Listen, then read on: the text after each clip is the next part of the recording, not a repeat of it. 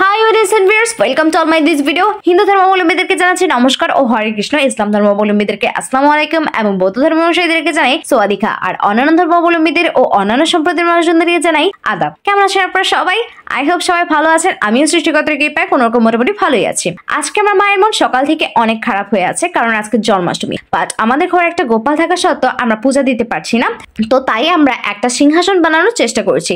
দেখা যাক আমরা সিংহাসন বানাতে পারি কিনা। অলরেডি সিংহাসন বানানো শুরু করে দিয়েছি আর আমাদের প্রায় সিংহাসন বানানো হয়ে এসেছে। তো এখন এটাকে কাগজ দিয়ে মুড়িয়ে নিব, আর কাগজ দিয়ে মুড়িয়ে নেওয়ার পরে কাগজ দিয়ে কিছু ডিজাইন করে নিলাম এন্ড গোপালের জন্য একটা এক্সট্রা আসন তৈরি করলাম। অ্যাজ ওয়েল অ্যাজ জন্মাষ্টমী উপলক্ষে একটু সাজাতে চেয়েছিলাম বিধায় দুই পাশে দুটি ফুলদানি বানিয়ে রাখলাম এবং বাসায় স্টারলাইট ছিল, সেই স্টারলাইটটা সিংহাসনের উপর দিয়ে সাজিয়ে রাখলাম। আর এই দিক দিয়ে আমার মম স্নান করে ফলফলাদি এবং গোপালের জন্য একটা ড্রেস কিনে নিয়ে এসেছিল, আর সাথে গোপালকে মন্দির থেকে শোধন করে বাসায় নিয়ে আসে। এখন গোপালের বসার জন্য আসন ঠিকঠাক করে গুছিয়ে রাখছে।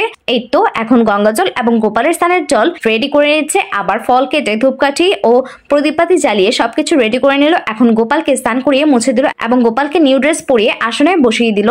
তারপর আরো কিছু নিয়ম কানুন ছিল, সেগুলো করে প্রদীপবাতি এবং ধূপকাঠি দেখিয়ে কোন রকমে আমরা গোপালের সেবা করলাম। তো এইটুকু ছিল আজকের ভিডিও। আজকে এই পর্যন্তই। আমার এই ভিডিওটি দেখার জন্য আপনাদেরকে অনেক অনেক ধন্যবাদ। আর আমার ফেসবুক এন্ড ইউটিউবের ভিডিওগুলো যদি আপনাদের দেখতে ভালো লাগে তাহলে সবাই ভিডিওতে লাইক, কমেন্ট এন্ড শেয়ার করে দিবেন।